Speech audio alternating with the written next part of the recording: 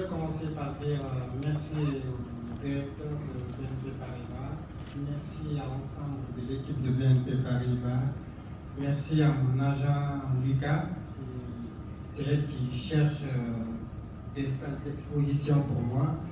Moi je fais le pain, j'ai des problèmes que je peins, c'est dans mélancolie, le plus souvent je peins des drames. Mais ce sont des drames pas trop qui préoccupent le monde. C'est des drames de famille, des histoires de famille, des incompréhensions, la relation beaucoup identitaire. J'ai commencé à faire la peinture quand j'ai eu ma fille. Ma fille est née en 2017. Je ne m'attendais pas beaucoup par rapport à sa maman, la famille. Du coup, un jour, quand elle avait 3 ans, elle m'a fait un dessin. Et le dessin expliquait mon état d'âme. Et je ne comprenais pas comment un enfant de 3 ans était capable d'expliquer l'état d'âme d'un adulte qui a ses problèmes, mais qui ne parvient pas à le dire autrement. Et j'ai été vraiment frappé par le travail, la justesse, les crayons, les coups de crayon sur la feuille. Et je me suis dit, je vais m'intéresser à l'art. Mais je voulais voir quelqu'un qui travaille comme un enfant.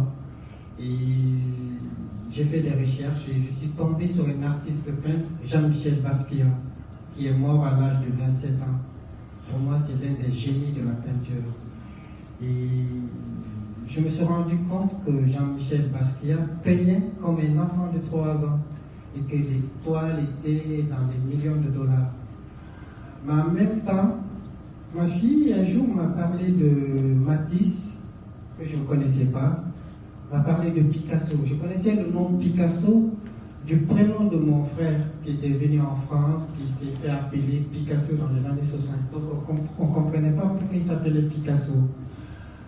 Et un jour, Laura m'a montré les travaux de Picasso. De manière bourtade, je lui ai dit, ces tableaux, j'ai vécu avec ces tableaux, j'ai grandi avec ces tableaux. Elle m'a dit, mais qu'est-ce que tu me racontes? Toi qui es en Guinée, tu viens de venir en France, tu n'as jamais connu la peinture. Je lui ai dit, en fait, quand tu regardes le travail de Picasso, on a l'impression que dans l'ère du cubisme, j'ai eu à donner une définition que j'appelle, c'est le passage du plan sculptural au plan pictural. Vous donnez le crayon à n'importe qui parmi nous ici de dessiner cette sculpture, il vous donnera ce qu'on appelle le cubisme. Et du coup, j'avais des discussions de philosophie, dire non, que Picasso n'a pas inventé le cubisme. Et quand je disais ça à ma fille, elle disait non, c'est Picasso qui l'a fait. Je dis bon, ok, c'est pas grave. Et j'ai commencé à évoluer avec la peinture. Jusqu'à un moment donné, je me suis dit, quand j'ai fini mes études de droit comparé, j'ai eu un master en droit comparé, je me suis dit d'aller à l'école de Beaux-Arts. Quand je suis allé à l'école de Beaux-Arts, j'avais beaucoup de dessins. Et quand j'ai montré au directeur, il m'a dit, on n'a pas besoin de vous donner des cours. Vous pouvez venir à l'école, vous présenter vos travaux, et une fois que vos travaux finis, vous soutenez et voilà, on vous valide le diplôme.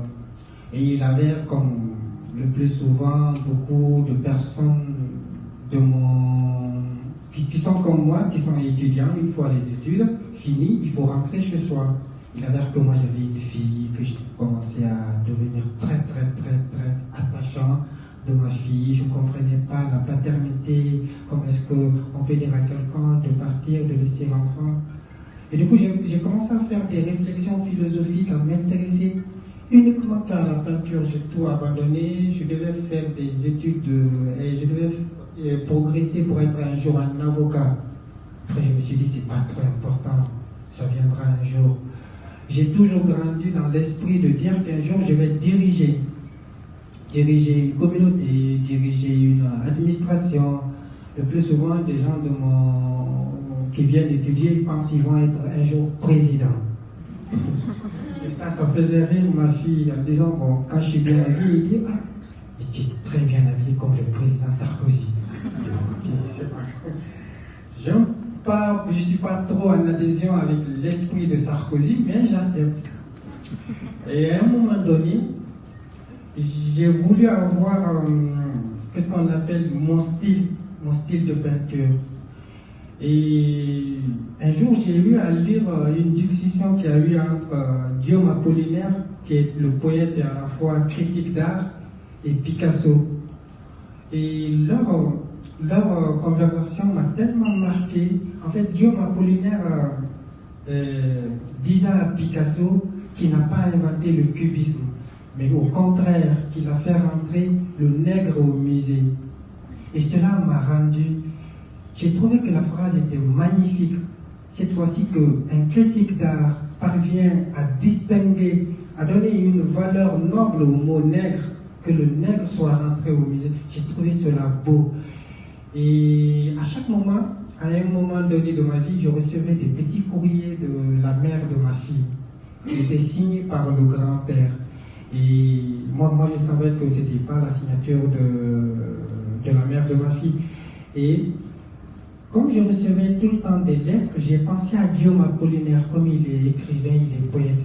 Je dis, la relation qu'il y a entre Guillaume Apollinaire et le refus que Picasso ne veut pas dire que ce n'est pas lui qui a inventé le cubisme, que le cubisme est vraiment plus ancien que lui, qu'il a trouvé le cubisme et que c'est juste qu'il a fait ce que j'appelle le plus souvent le passage du plan sculptural au plan pictural.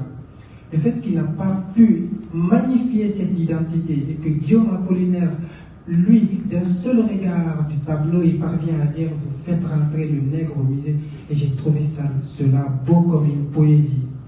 Et de cette poésie, j'ai retrouvé les mêmes phrases, des bouts de lettres que le grand-père de ma fille me donnait. Et comme je n'avais pas l'enveloppe, je me suis dit, bon, je vais donner un visage aux enveloppes. Et vous allez remarquer beaucoup de tableaux, ce sont des enveloppes visages.